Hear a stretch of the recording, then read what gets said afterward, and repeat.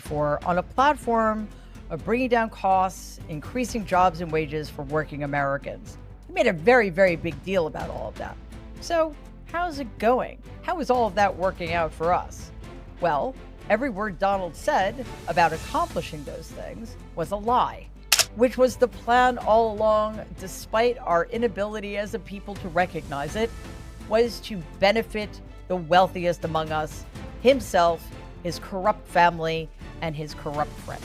In a performance of breathtaking audacity, the man who mistook the presidency for an infomercial for his own brand has now been revealed as the quintessential snake oil salesman, whose grand promises to heal the economic ailments of working Americans were nothing but a carefully focus-grouped mirage to conceal his true product, a wholesale looting of the national treasury for the benefit of his gilded cronies.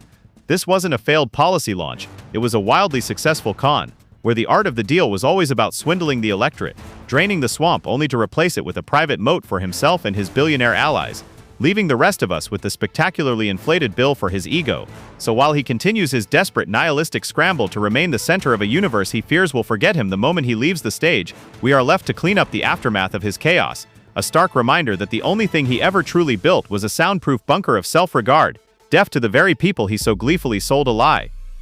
Did as a hoax. It's a terrible, unspeakable evil. He believes that himself. When he first heard the rumor, he kicked him out of Mar-a-Lago. He was an FBI informant to try to take this stuff down. The president knows and has great sympathy for the women who have suffered these unspeakable harms. It's detestable to him. Yeah. Donald has great sympathy for the women he is basically calling liars. Our society has always allowed people, men in particular, like Donald and Jeffrey Epstein, to operate with impunity, regardless of how egregious their behavior is, simply because of their wealth, their power, and their connection. Mary said that Donald's entire persona is a flimsy stage play where he casts himself as the hero, but the script is full of plot holes you could drive a golf cart through. She highlights the absurdity of a man who claims to weep for victims on camera while his lawyers work overtime to destroy their credibility in court.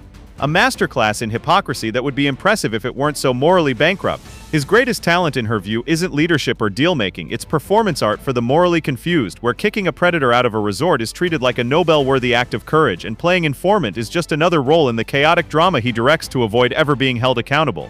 She's arguing that he doesn't just lie, he builds entire fictional worlds where he's the misunderstood savior, all to distract from the truth that he's a man whose only real loyalty is to himself.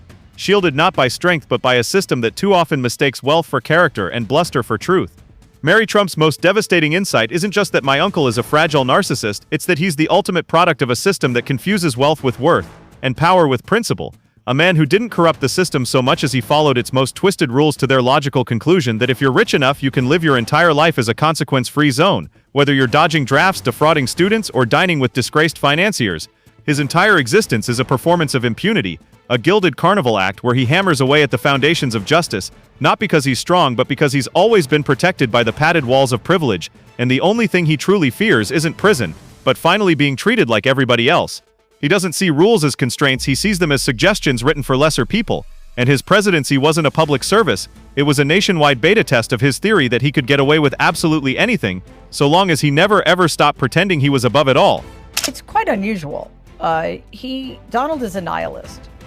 And one of the most dangerous things about him is that he does not actually believe that anything can exist beyond him or past him.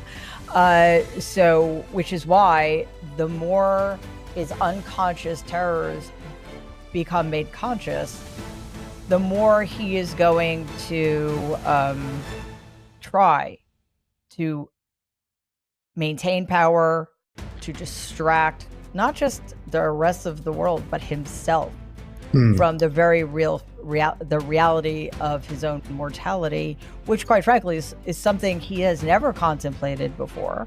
And the fact that I can't say he's contemplating it now because you said there's no self-awareness here whatsoever. Through Mary Trump's ruthlessly insightful lens, Donald is exposed not as a titan but as a gilded void, a man so petrified by the prospect of his own ordinariness that he has devoted his life to constructing a deafening cartoonish persona in a desperate failing attempt to outshout the silent truth of his irrelevance. Every boast, every lie, and every grotesque grab for power is merely a frantic performance staged to convince himself above all others that he is exempt from the universal humiliations of being human, all while the nation is forced to serve as his captive audience in this tragicomic therapy session from hell.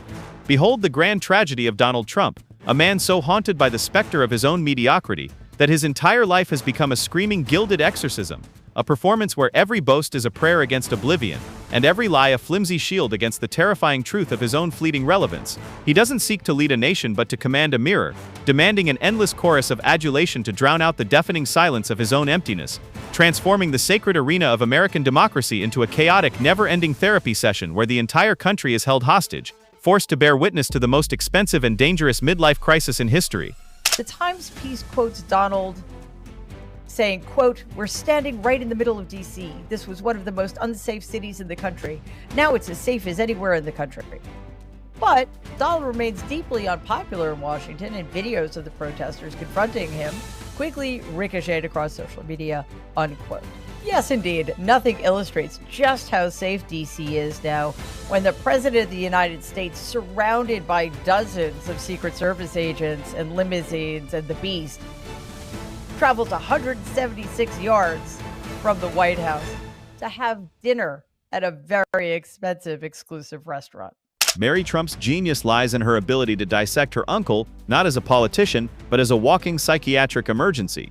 A fragile, gold-plated carnival barker whose entire existence is a performance so desperate and hollow that he requires a phalanx of Secret Service agents just to safely travel 176 yards without being confronted by the reality of his own profound unpopularity.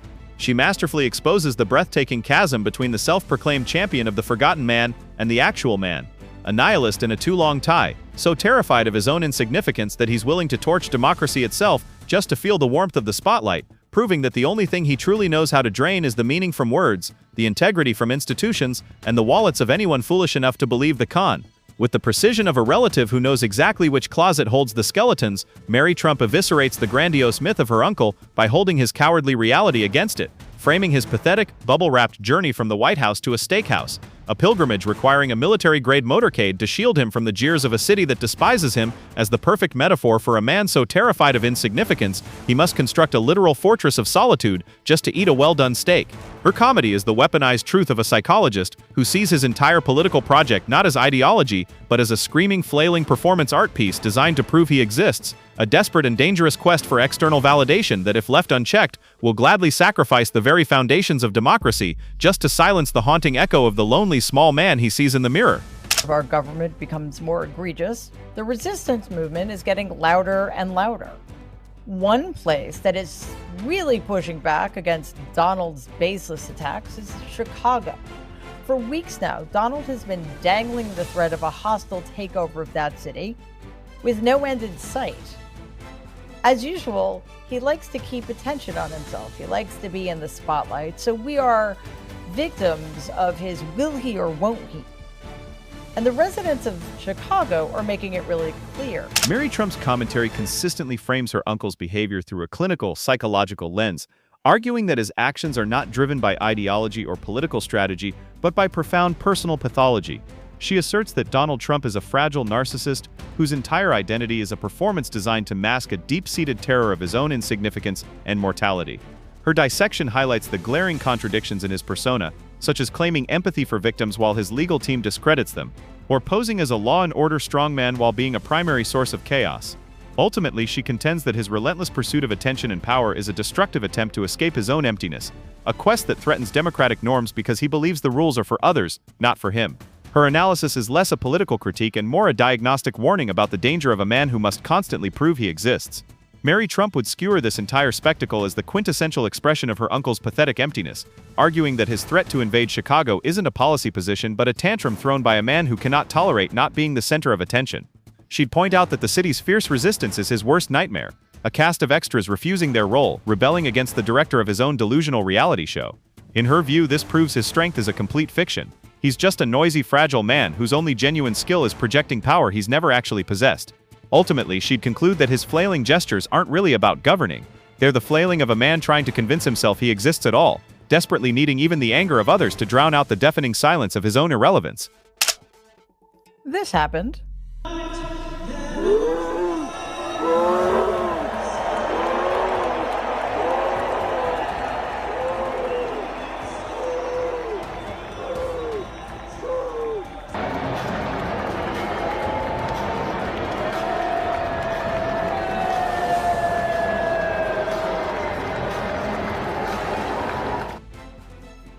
Donald, it doesn't count if you're clapping for yourself and everybody else is booing.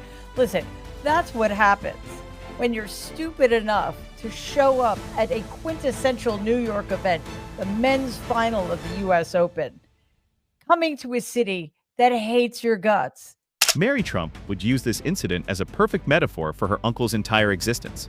She would argue that the image of Donald Trump clapping for himself while being booed by a New York crowd is the definitive portrait of the man, a profoundly isolated and narcissistic individual who is completely incapable of reading a room or understanding genuine social feedback. She would frame his decision to attend a major New York event as a catastrophic miscalculation born of his delusion that he is still beloved in his hometown, revealing a man completely divorced from reality.